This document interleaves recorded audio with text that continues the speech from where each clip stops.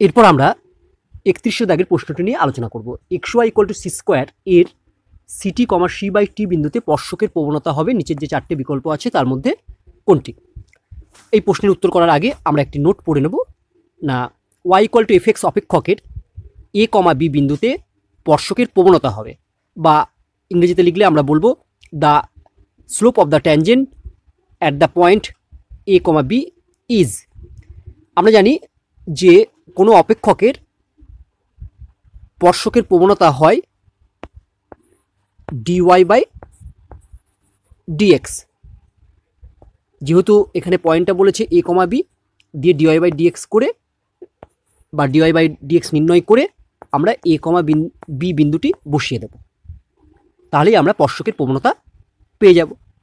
দেখো এখানে আমার দেওয়া আছে কি, এখানে দেওয়া আছে xy = c²। এবার যদি আমি x এর সাপেক্ষে উভয় পক্ষকে ডেরিভেটিভ করি তাহলে কি হবে দেখি। দিস ইমপ্লাইজ, এখানে যদি x × y আছে দুটো ফাংশন, অর্থাৎ u × v এর সূত্র প্রয়োগ হবে।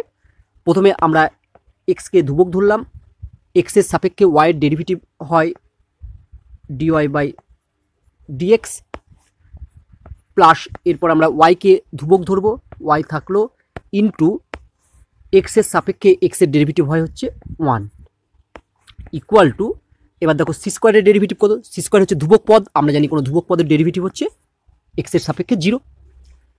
তাহলে এখান থেকে আমরা যদি dy/dx নির্ণয় করি তাহলে দেখো কত পাবো, x × dy/dx equal to -y। This implies dy/dx equal to -y/x।